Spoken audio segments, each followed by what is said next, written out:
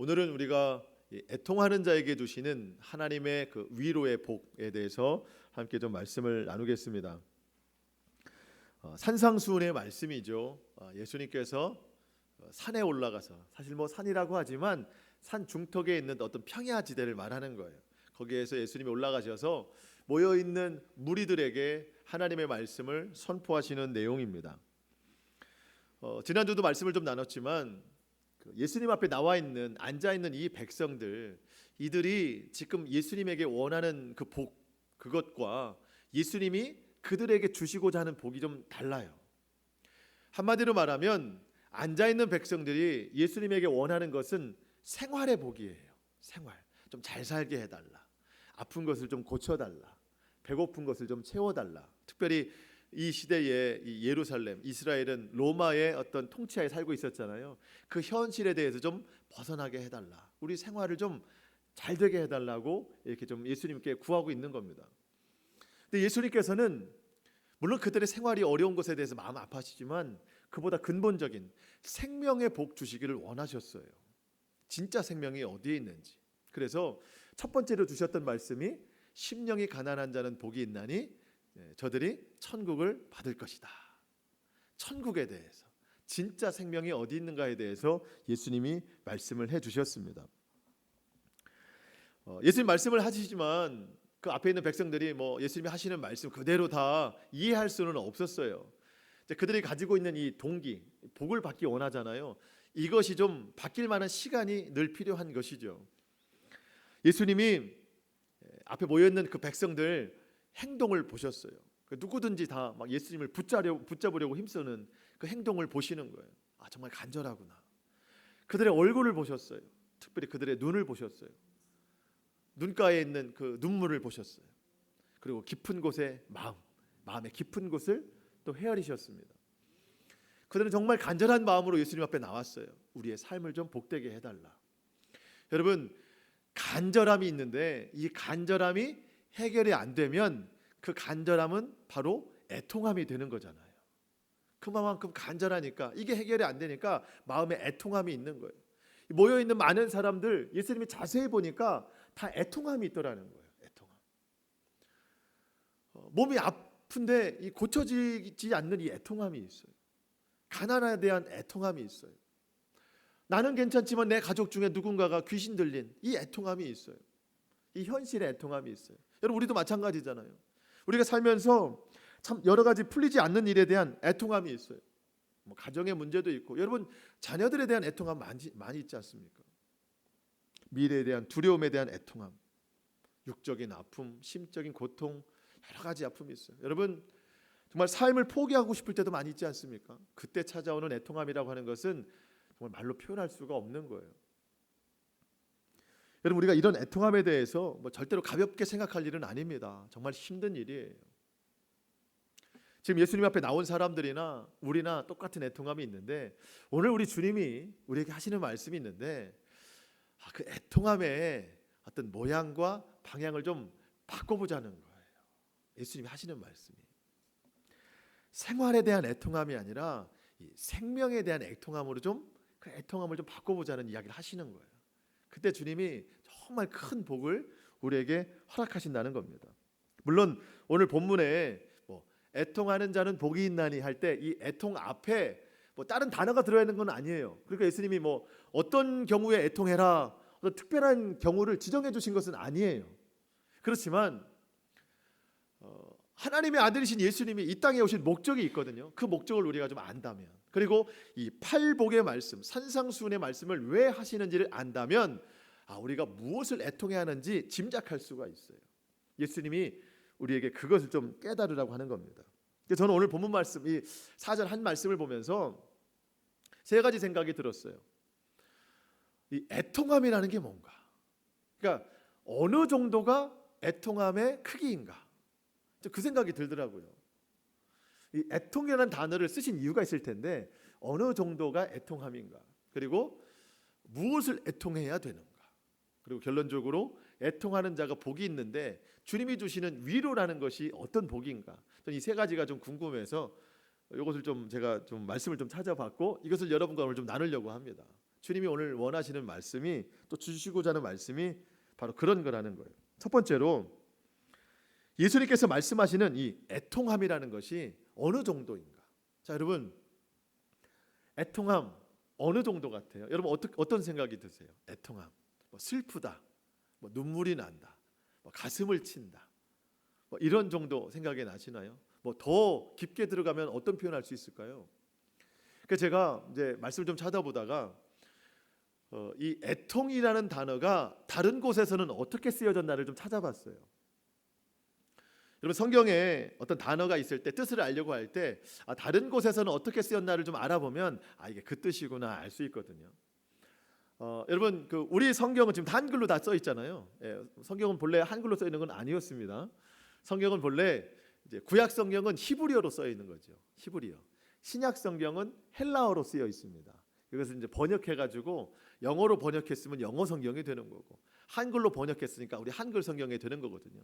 그런데 여러분, 이 구약 성경도 이스라엘 사람들이 또 헬라 사람들이 자기 말로 보고 싶어서 헬라어로 번역된 헬라어 성경이 있어요. 구약 성경의 내용을. 신약 성경은 그냥 헬라어고 구약 성경도 헬라어 성경으로 번역한 성경이 있는데, 거기에 보면 오늘 예수님이 이 애통이라는 단어가 구약에도 똑같이 들어간 곳이 있어요. 그게 어딘가 봤더니, 여러분 야곱 아시죠? 야곱이 그의 아들 11번째 아들 요셉이 죽었다는 소식을 듣고 애통하더라 할 때 이 단어가 들어갔더라고요.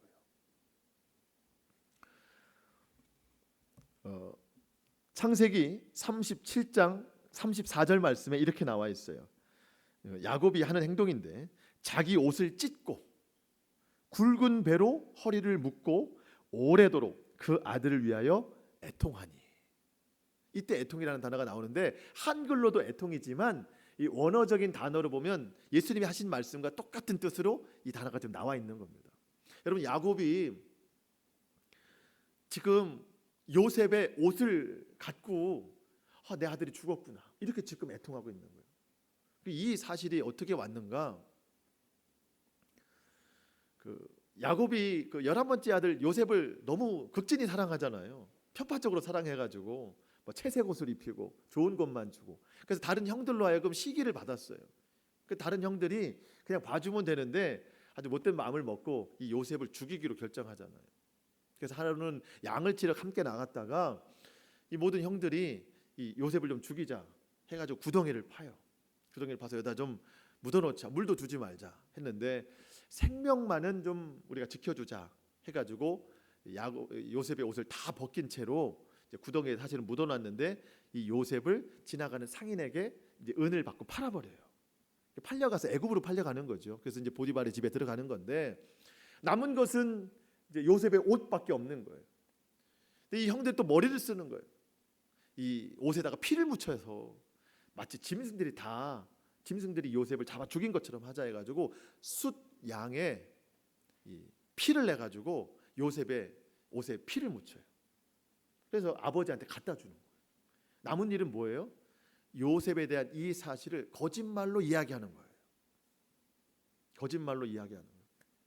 우리가 양을 치러 간 사이에 요셉이 이렇게 된 것 같습니다. 그 아버지가 그 옷을 받아들고 뭐라고 말하냐면, 야곱이 창세기 37장 33절에 아버지가 그것을 알아보고 이르되 내 아들의 옷이라, 악한 짐승이 그를 잡아 먹었도다, 요셉이 분명히 찢겼도다 하고. 아버지가 속아 넘어간 거예요. 저희 부모님도 이런 경우가 있거든요. 제 옷을 받아들고 이렇게 좀 슬퍼하실 때, 제가 이제 군대를 갔을 때 이제 가면 군복을 입고 이제 사복을 보내잖아요. 근데 제가 이제 머리에 좀 상처가 많이 있었어요. 아픔이 좀 있어가지고 막 피가 났었어요. 훈련을 받다가. 그래가지고 이 옷이 피가 옷에 막 묻은 거예요. 그게 그대로 집에 전해진 거예요. 그랬더니 부모님이 마치 지금 야곱과 같이 피 묻은 옷을 받아들고 막 통곡을 하고 막 슬퍼하시고 막 그랬다고 하더라고요. 그러니까 휴가를 나왔더니 막 그렇게 애절한 마음으로 막 하시는데, 이제 그것도 이제 처음 휴가 나왔을 때 이제 그렇지만, 휴가를 좀 자주 나오면 또 나왔냐, 그의 애통함은 다 사라지고 그렇게 되는 건데, 어쨌든 처음 옷을 받아들고는 그러셨다는 건데, 여러분 지금 그 정도가 아니잖아요. 아들이 죽었다고 생각하는 거잖아요. 지금. 동물에게 잡혀먹었다고 생각하잖아요. 그때 자기 옷을 다 찢는 거예요. 마음을 찢는 거예요. 그러면서 오랜 동안 애통해하더라. 여러분, 예수님이 오늘 애통하는 자는 복이 있나니 할 때 이 애통이 그런 정도의 애통이라는 걸 우리가 알고 가야 된다는 겁니다. 그냥 뭐 슬퍼하는 정도가 아니라는 거예요. 야곱의 마음입니다. 예수님이 또 하나 이 애통해하는 이 마음에 대해서 단어를 이 마태복음 9장에서 한 번 더 말씀하셨는데 거기서 이런 말씀을 하셨어요. 마태복음 9장 15절 예수께서 그들에게 이르시되 혼인집 손님들이 신랑과 함께 있을 때는 슬퍼할 수 있겠느냐.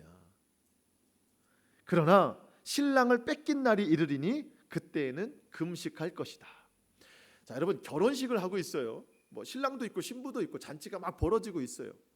근데 지금 신랑이 있는데 행복한 결혼식을 하고 있는데 이때 왜 슬퍼할 일이 있느냐는 거예요. 슬퍼할 일이 아무것도 없다는 거예요. 근데 갑자기 결혼식 도중에, 우리는 지금 뭐 결혼식이 하루 몇 시간 하지만 유대인들은 일주일씩 한단 말이에요. 결혼식 이 문화가. 근데 하는데 갑자기 신랑이 이유도 모른 채 사라져 버렸어요. 그럼 이런 상황이 되면 이거는 잔치를 더 이상 할 수 없으니 그때는 금식해야 된다, 이 말씀을 하시는 거거든요. 예수님이 이 말씀을 왜 하셨냐면 바리새인들이 예수님한테 자꾸 뭔가 이상한 말을 하는 거예요. 그 무슨 얘기를 하냐 했더니 왜 세례 요한의 제자들은 저렇게 금식을 하는데 당신의 제자들은 왜 이렇게 먹고 마시는 일에 힘쓰느냐 그러는 거예요. 그때 예수님 이 말씀하시는 거예요. 여러분, 이스라엘의 신랑으로 오신 분이 예수님이잖아요. 예, 구원자로 오셨잖아요. 그 예수님이 지금 계셔요. 신랑이 계신 때는 굳이 금식할 이유가 없다는 거예요.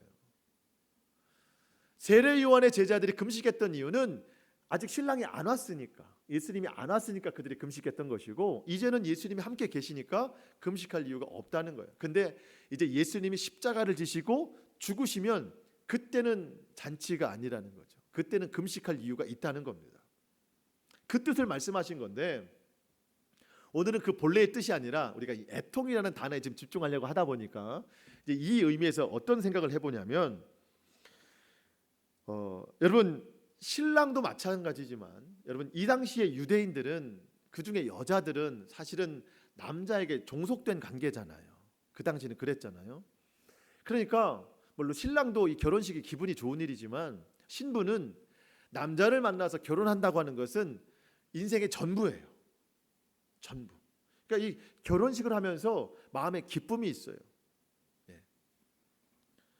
정말 모든 것을 다 이룬다라는 생각인데 갑자기 신랑이 사라졌어요. 사고를 당했든지 어떤 이유든지 결혼식이 멈춰졌어요. 여러분, 하객들, 손님들은 이게 무슨 일이지 의아해 하겠지만 여러분, 신부는 애통할 일이라는 거예요. 애통할 일. 아까 예수님 말씀하셨을 때 혼인집 손님들이 신랑과 함께 있을 동안에는 슬퍼할 수 있겠느냐 할 때 이 슬퍼하다라는 단어가 오늘 본문에 나온 애통하다라는 단어와 똑같은 거예요. 그러니까 신랑이 사라지면 슬퍼해야 된다. 신부의 마음. 그때 이 애통이라는 단어를 똑같이 쓴다고 하는 것입니다. 여러분, 그냥 결혼식이 망가진 게 문제가 아니에요. 이 여인은 모든 것을 다 잃어버린 거예요. 오늘 예수님께서 애통하는 자라고 말씀하시는데 이 애통이라는 정도가 어느 정도인가, 이 두 가지 의미로 우리가 바라볼 수 있는 거예요. 요셉을 잃은 야곱의 마음, 그리고 신랑을 잃은 신부의 마음. 이게 어느 정도인지 여러분 짐작이 가시죠? 여러분, 이 정도가 애통하는 거예요. 이 정도가. 정말 이 속으로는 삭힐 수 없는, 주체할 수 없는 이 상태를 외적으로 표현하는 거예요. 이게 애통함입니다. 우리가 예수님 말씀하신 이 애통함의 정도를 알아야 돼요. 그냥 눈물 흘리는 정도가 아니더라고요. 슬프거나 가슴을 치는 정도가 아니더라는 거예요. 자, 그렇다면 우리는 무엇을 애통해야 하는가? 이게 참 중요합니다. 먼저는 우리 자신이 죄인인 것에 대해서 애통함이 있어야 된대요. 우리는 예수님 십자가로 이미 죄 사함을 받은 결론이 난 사람들입니다. 우리 다 사함을 받은 사람들이에요. 그런데도 여전히 죄 가운데 놓여 있는 내 자신을 발견할 때 그때 애통하는 거예요. 애통함의 정도가 어느 정도라고요? 야곱의 심정, 신부의 심정으로. 여러분, 지난주 말씀, 심령이 가난한 자는 복이 있나니, 말씀 혹시 기억하고 살아오셨습니까? 세상 의지할 것들을 내 손으로 스스로 다 끊어버리고 예수님만 소망 품고 예수님만 의지하면서 살아오셨습니까? 만약 그렇지 못했다면 애통하라는 거예요. 이런 심령으로. 혹시 지난주가 심령이 가난한 자였나라고 지금 기억이 나셨습니까? 우리가 말씀 없이 살아오잖아요. 애통함이 있어야 된다는 거예요. 여러분, 말씀이 없었다 그러면 순종할 일이 없는 거잖아요. 말씀이 없는데 어떻게 순종을 했겠어요? 심령이 가난한 자로 살아갈 수 있는 기회가 없었던 거예요. 심령이 가난한 자가 얻는 복이 천국이거든요. 여러분, 우리가 천국을 살 수 없는 이유가 뭔가요? 말씀에 순종함이 없기 때문에 그렇습니다. 여러분, 그렇다면 오늘 우리는 애통함이 있어야 된다는 거예요. 그 삶에 대해서 말씀대로 살지 못함에 대한 애통함이 있어야 되고, 심령이 가난한 게 아니라 그저 생활의 가난함으로 그저 세상을 의지하고 세상에서 답을 찾으려 했던 내 모습에 애통함이 있어야 된다는 겁니다. 여러분, 하나님의 말씀으로 내 행동 하나 변화시키지 못하는 내 자신을 볼 때 애통함이 있어야 돼요. 정말 저도 그래요. 이 습관적인 잘못들, 죄에 대해서 말씀은 분명히 그것을 절제하라, 하지 마라, 이런 말씀이 있는데 그것에 대해서 따르지 못하는 정말 애통할 일입니다. 성령의 열매와는 정말 무관하게 그래서 내 마음이, 내 생각이 가는 대로 절제 없이 생각하고 말하고 했던 이 모든 것들에 대해서 애통함이 있어야 돼요. 성경은 말합니다. 우리 몸의 지체, 우리 몸의 각 부분이 있잖아요. 이것이 의의 무기로 사용돼서 주님의 일을 위해서 사용되어야 되는데 내 몸의 각 지체가 불의의 무기로 사용돼서 죄의 무기로 사용되는 이 일들에 대해서 여러분, 애통함이 있어야 돼요. 여러분, 지난 한 주간 동안 내 눈은 뭐를 보고 살았나요? 내 발은 어디를 향했나요? 내 손은 뭐 하기를 좋아했고, 내 입술은 무슨 말을 많이 했고, 내 마음과 생각은 무엇을 품고 살았습니까? 혹여 의의 무기가 아니라 불의의 무기로 사용됐다면, 죄의 도구로만 사용됐다면 애통함이 있어야 된대요. 애통함 정도, 어느 정도? 아들을 잃은 야곱의 마음, 신랑을 잃은 신부의 마음으로 애통을 해야 된다는 거예요. 찢어지는 마음으로 가슴을 치며 애통해야 된다는 겁니다. 여러분, 그런데 참 놀라운 것은 여러분, 애통하는 자에게는 화가 있대요, 복이 있대요? 네? 애통하는 자에게는 화가 있대요, 복이 있대요? 복이 있다는 거예요. 여러분, 애통할 일이 있다고 하는 것은 잘 살아온 일이 아니잖아요. 화가 있어야 맞는 일이잖아요.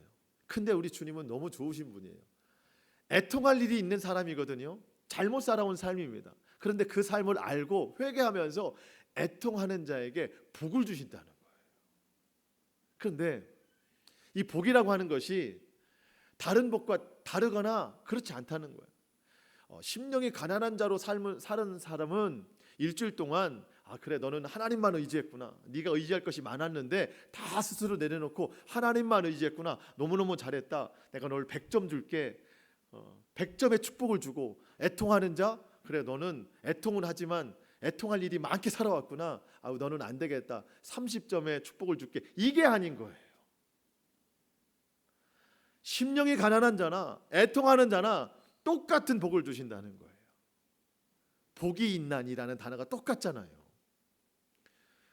여러분, 이게 놀랍지 않습니까? 애통하는 그 심령으로 살아왔던 삶은 정말 주님 앞에 드릴 것이 하나도 없는 삶이에요. 잘못된 삶이 맞습니다. 그런데 주님 앞에 나와서 애통하는 심령으로 하나님 앞에 올려드리니까 주님이 심령이 가난한 자로 살았던 그 삶과 똑같은 복을 주시더라는 거예요. 여기서 말하는 복, 지난주 말씀드렸지만 이 세상이 줄 수 있는 복이 아닙니다. 마음의 안정 정도가 아니에요. 물질의 범위를 훨씬 뛰어넘는 하늘이 주시는 신비한 복. 여러분, 블레스라고 말씀드렸어요. 블레스, 하늘의 축복, 그것을 오늘 주신다고 말씀하셨어요. 위로를 주신다고 말씀하셨는데 이 위로가 어떤 것인지는 우리가 애통함의 삶을 살면서 구체적인 것은 우리가 직접 경험을 해야 된다고 말씀드렸어요. 주님의 신비로운 복을 우리 각자가 누려야 됩니다. 이 정도로 주님이 우리에게 복 주시기 원하시거든요. 그렇다면 우리가 한 주간의 삶을 살아오면서 여러분 우리가 하나님 앞에 회개할 때, 잘못을 뉘우칠 때 그냥 입술로 그냥 조금 하는 게 아니에요. 그냥 생각으로 스쳐 지나가는 게 아니에요. 이 정도 애통함, 애통하는 자에게 복을 주신다고 하니까 이 정도의 애통함으로 하나님 앞에 올려드려야 됩니다. 또 한 가지 우리가 애통할 일이 있다면 하나님 나라에 관한 애통함입니다. 참 중요한 것 같아요. 이 시대에 내 개인의 죄와 불순종에 대한 애통함을 먼저 올려드리고 하나님 나라에 관한 애통함도 나를 통해 올려드려야 됩니다. 여러분 예수님은 하늘에서 오셨어요. 하나님 나라가 이 땅 위에 임하시도록 예수님이 하나님 나라를 선포하시기 위해서 내려오셨습니다. 예수님의 목적은 하나님 나라예요. 첫 번째 목적을 이루신 것이 나예요. 나에게 하나님 나라를 주시기 오셨습니다. 그러면서 예수님은 나뿐만 아니라 모든 백성들에게 하나님 나라 주시기 원하시는 거예요. 우리의 가정에게 하나님 나라 주시기 원하시고 이 땅의 모든 교회들에게, 이 나라 이 민족에게, 온 세계 열방에게 하나님 나라 주시기 원하시는 겁니다. 근데 그게 잘 안 돼요. 마귀가 방해를 해가지고. 물론 최후 승리는 예수님의 것입니다. 근데 그 최후 승리가 얻기까지 이 사단 마귀가 얼마나 방해를 하는지 예수님 믿지 못하도록 정말 혼미케 하는 영으로 많은 사람들을 막 사로잡는 거예요. 믿지 않는 가정들이 있잖아요. 그들이 믿지 않는 게 아니에요. 혼미케 하는 영이 그들의 영을 붙잡아갔기 때문에 믿지 않는 거라고요. 여러분 예수님은 한 번의 십자가로 모든 사람들, 온 인류가 구원받기에 합당하신 그 십자가의 능력을 이미 다 지불하셨습니다. 그 예수님의 그 구원을 믿기만 하면 모두 다 구원을 받거든요. 우리가 그래서 구원받은 건데 여전히 그 십자가의 그 구원을 부인하는 사람들이 있습니다. 믿지 않는 사람들, 혼미케 하는 영이 저들의 마음을 다 잡아갔기 때문이에요. 믿지 않는 가정들, 혼미케 하는 악한 영들이 저들 가정의 그 영을 다 붙잡아갔기 때문입니다. 그들을 보면서 우리 예수님이 얼마나 애통해 하실까. 그 애통함을 우리가 안다면 우리도 그 사실을 통해 애통해야 된다는 거예요. 여러분 주변에 예수님 믿지 않는 분들 계시죠? 계시죠? 애통함이 있으세요? 애통함. 우리 옆집 예를 들어서 예수도 안 믿는데 애들이 너무 잘 돼요. 남편이 돈을 정말 잘 벌어요. 집이 부유해요. 근데 예수 안 믿어요. 우리 집은 예수 믿는데 좀 잘 안 돼요. 잘 되는 옆집, 그러나 예수를 믿지 않아요. 여러분 시기하시나요? 애통해 하시나요? 부러운가요? 애통해 하시나요? 여러분 우리는 부럽기도 하다가 질투가 나기도 하다가 시기가 나기도 하다가 마음에 안 들기도 하다가 애통한 마음은 없어요. 오히려 예수 믿지 않는데 왜 잘 되나 불평이 많아져요. 여러분 주님이 우리에게 원하시는 것은 애통함이래요. 애통함. 이 땅에 세워진 교회들 정말 마음이 아픕니다. 큰 교회들이 그렇게 잘못된 이 뉴스들이 나오면 마음이 아파요. 근데 요즘은요 정말 이 악한 영들이 얼마나 뱀처럼 지혜롭게 이 교회를 무너뜨리는지 요즘 뉴스에 나오거나 그 인터넷 뉴스에 기사에 나오는 이 교회들 소식을 보면은요 그 이단 교주들이 많이 나오더라고요. 요새 성추행이다, 횡령이다, 이런 얘기들이 많이 나오더라고요. 근데 이 안 믿는 사람들은요 그냥 다 교회 목사인 줄 알아요. 그냥 막 교회를 막 욕하는 거예요. 참 사탄이 교묘하게 교회를 무너뜨리는구나. 그 외에도 교회 잘못들이 많죠. 여러분 우리가 비판은 많이 하는데 그들을 위해서 애통함을 가져본 적이 별로 없어요. 왜 저러느냐 하지만 넓게 보면 하나님 나라를 위해서 우리가 애통해야 됩니다. 우리 교회는 죄가 없겠습니까? 우리 교회도 작지만 죄가 있겠죠. 여러분, 보이지 않는 죄도 있을 겁니다. 이 죄에 대해서 누군가는 애통해야 된다는 겁니다. 여러분, 이 나라 이 민족 갈수록 심각한 범죄들이 많이 일어납니다. 세상이 어지러워요. 여러분, 우리나라에서 제일 심각한 문제가 뭔가요? 분열의 영이 이 나라를 삼키고 있다는 게 제일 큰 문제예요. 분열의 영이 이 나라를 삼키고 있다. 악한 영이 이 나라를 삼키고 있다는 겁니다. 여러분, 그리스도인들은 영적인 것을 볼 수 있어야 됩니다. 성경에 분명히 말씀하지 않습니까? 에베소서 6장 12절, 우리의 씨름은 혈과 육을 상대하는 것이 아니요 통치자들과 권세들과 이 어둠의 세상 주관자들과 하늘에 있는 악한 영들을 상대함이라. 이 말씀의 앞부분을 세번역 성경으로 보면 좀 더 구체적입니다. 우리의 싸움은 인간을 적대자로 상대할 것이 아닙니다. 여러분, 우리나라는요, 사람과 사람이 맨날 싸워요. 사람과 사람이 맨날 싸웁니다. 뭐 어디든지 다 그래요. 여러분, 그런데 성경은 분명히 말하잖아요. 사람과 사람이 싸울 게 아니다. 뭐랑 싸워야 되나요? 사람과 사람의 싸움을 붙이고 있는 악한 영과 싸워야지. 우리는 자꾸 사람과 사람이 싸웁니다. 뭐 동서가 싸우고 남과 북이 싸우잖아요. 여러 가지로 우리나라는 그냥 사람과 사람이 싸워요. 여러분, 그런데 믿는 사람들은 이것을 분별할 줄 알아야 돼요. 예수님 안 믿는 사람들이 이건 압니까? 모르잖아요. 믿는 사람들이 이 말씀을 지켜야 됩니다. 여러분, 분명히 기억하십시오. 사람은 절대 소망의 대상이 아닙니다. 여러분, 이 나라 이 민족의 소망이 절대로 사람에게 있지 않습니다. 여러분, 정치에 있지 않아요. 뭐 과학이나 문명, 문화, 뭐 지식 이런 거에 있지 않아요. 여러분, 소망은 오직 예수 그리스도께만 소망이 있습니다. 여러분, 보통 우리가 뭐라고 얘기하냐면 나라의 미래가 어디에 있다고 그러죠? 나라의 미래가 뭐 다음 세대, 자녀들, 그렇죠? 이렇게 있다고 하잖아요. 여러분, 우리 지금 다음 세대 딱 생각해 보세요. 뭐가부터 떠올라요? 애들이 뭐 보고 있어요 지금? 다. 제가요 참 놀랍더라고요. 이게 뭐 아들 태워주려고 아침에 등굣길에 좀 이렇게 가끔 태워다 주는데 버스 정류장에 10명이 모여 있으면 10명 다 이러고 있어요. 물론 뭐 검색을 할 수도 있지만 지나가는 사람들도 그러고 있고요. 차가 옆에 오는지도 몰라요. 여러분, 다음 세대가 소망이 있다고 말하는데 없어 보여요. 근데 이거 다음 세대 탓인가요? 아이들 잘못이 아니잖아요. 우리가 먼저 바로 살아야 되는 거죠. 믿는 사람들이 먼저 바로 살아야 되는 것이죠. 우리가 이 모든 것에 대해서 애통함이 있어야 됩니다. 당장 나와 상관없다고 해서 그냥 지나칠 일이 아닌 거예요. 여러분, 우리 주님의 꿈이 뭔가요? 뭐 산상수훈 말씀 앞으로 계속 보겠지만 우리 주님이 오늘 우리에게 정말 강력하게 애통해 하시면서 하시는 말씀이 있어요. 마태복음 6장 33절. 그런즉 너희는 먼저 그의 나라와 그의 의를 구하라. 몇 번 말씀하시는지 몰라요. 하나님 나라를 위해서 애통해 하라는 거예요. 그리하면 이 모든 것을 너희에게 더 하시리라.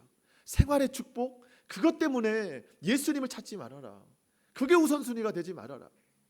하나님 나라를 이루시기 위해서 예수님이 이 땅에 오셨는데 나는 그것에 대해서 애통함이 없고 그저 내 삶의 영역을 넓히기 위해서, 내 삶의 편안함을 위해서만 애통해야 한다면 우선순위가 바뀌었다는 거예요.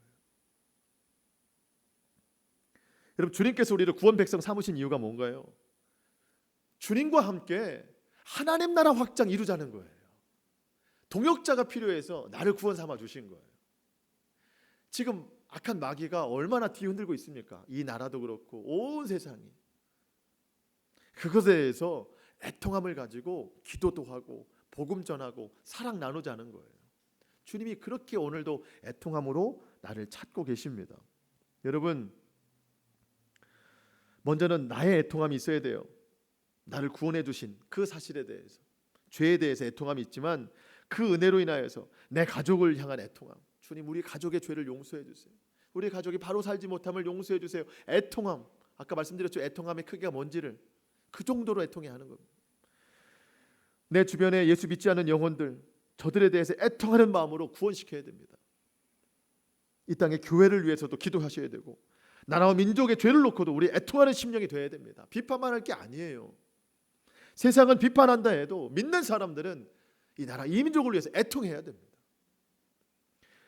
지금 우리가 알 수 없는 세상 곳곳에서 참혹한 일들이 얼마나 많이 일어나고 있습니까? 온 세계 열방 가운데 예수 그리스도의 이름이 증거될 수 있도록 온 세상이 다 하나님 나라 되어야 되는데, 그렇게 되지 못한 것에 대해서 우리가 애통함이 있어야 됩니다. 제가 과거에 단기 선교를 좀 다녔던 그 지역들이 있었는데, 말씀을 준비하면서 기억나는 지역이 네팔이에요. 네팔이라는 나라를 좀 다녀왔었습니다. 그 나라는요, 모든 것이 다 우상입니다. 모든 것이 다 우상이에요. 막 벼락을 맞아서 쓰러진 큰 나무가 있으면 이게 우상이에요. 이게 신이에요, 신. 가다가 그 신에게 빌어요. 우리 가정에는 이런 일이 없게 해달라고. 그게 신이 되는 거예요. 그냥 무슨 큰 돌만 있으면 그게 다 신이에요. 가다 다 빌어요. 신 중에 가장 뛰어난 신도 있어요. 시바라고 하는 신인데 참 발음이 좀 그래가지고 시바 신이요. 그거는 네팔에서 가장 뛰어난 신이에요. 최고 신. 근데 이 신을 견제하는 포악한 신이 있어요. 칼리라고 하는 신. 그 포악한 신이 모셔 있다고 하는 그 신전에 가본 적이 있습니다. 갔더니요, 정말 좋게 수백 미터는 사람들이 줄을 서 있어요. 제물을 바치려고. 왜 제물을 바치냐면, 나와 우리 집에는 그 포악성이 내려지지 않도록 해달라. 우리 집은 그런 좋지 않은 일이 좀 없게 해달라고 그 포악한 신에게 가서 제물을 들고 바치는 건데요. 그 나라는 가난한 나라예요. 그 짐승 바치기가 어려워요. 그래서 붉은 곡식, 피를 상징하는 붉은색의 곡식을 빻아서 갖다가 뿌리는 거예요. 그걸 이제 수백 미터 줄 서 있는 거예요. 그 제단에다 갖다 이제 뿌리려고. 좀 돈이 좀 있다 싶은 집은 염소를 갖다가 바쳐요. 그 피를 뿌리는 거죠. 그 제물을 드리는 사람들은 줄을 서 있지만, 뭐 저 같은 이제 뭐 여행객, 관광객이잖아요. 그런 사람들은 그냥 줄을 무시하고 앞으로 갈 수 있어요. 그래서 가서 보니까 사람들이 정말 간절한 심정으로, 오늘 보면 애통하는 심정으로 제물을 드리더라고요. 여러분, 아무리 갖다 바친들 그거 뭐 지켜주나요? 갖다 바친 사람들은요, 이마에다가 빨간 점을 찍어줘요. 여러분, 그 동남아 사람들 빨간 점 있는 거 혹시 보셨나요? 그게 나는 제물을 바친 사람이다. 이게 점 찍어놓은 거예요. 나는 좀 안전할 것이다.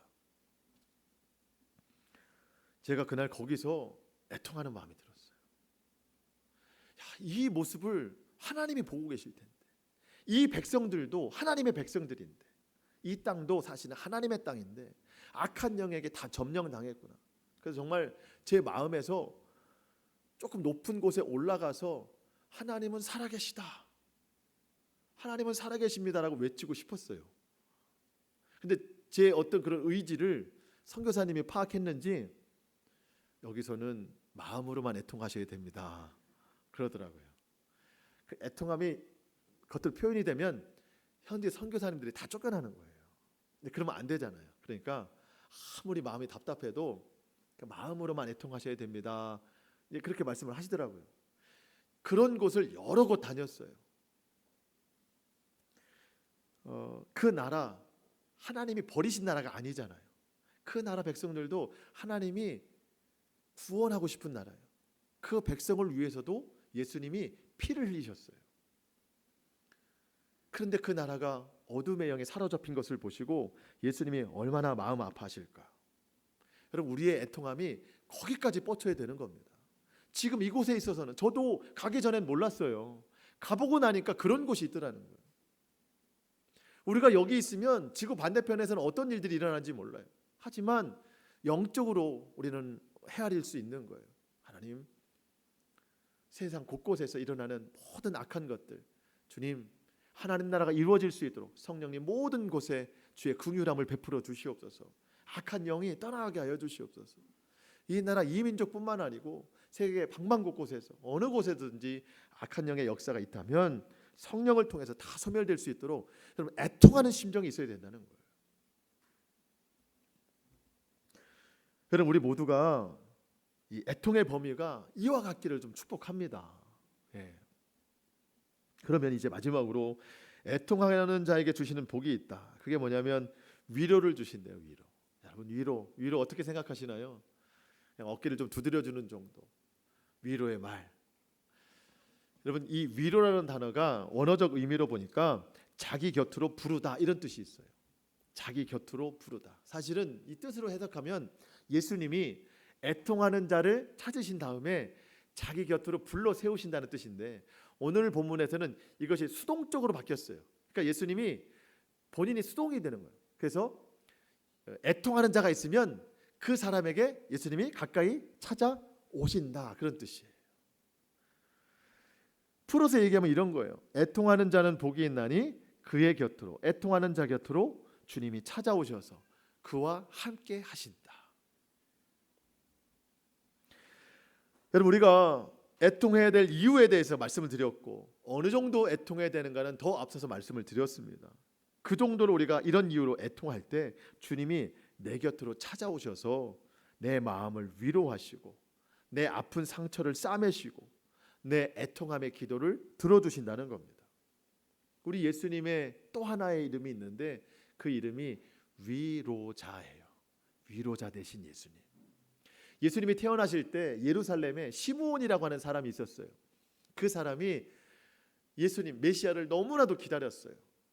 그 메시아 예수님 기다리는 심정을 성경에서 이렇게 이야기하는데 누가복음 2장 25절 예루살렘에 시므온이라 하는 사람이 있으니 이 사람은 의롭고 경건하여 이스라엘의 위로를 기다리는 자라. 누구를 기다린다고요?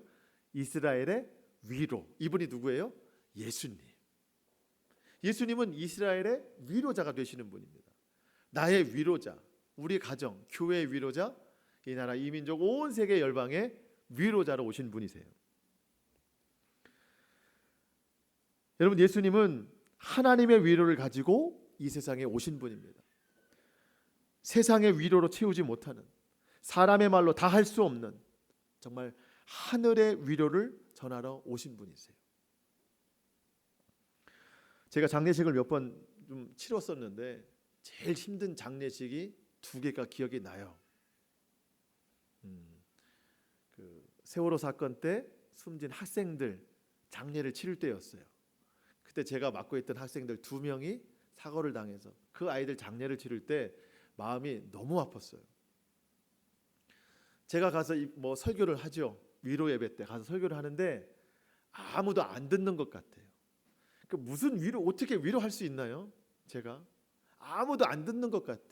고개를 숙이고 있어요. 그래서 저는 힘듦이 많았죠.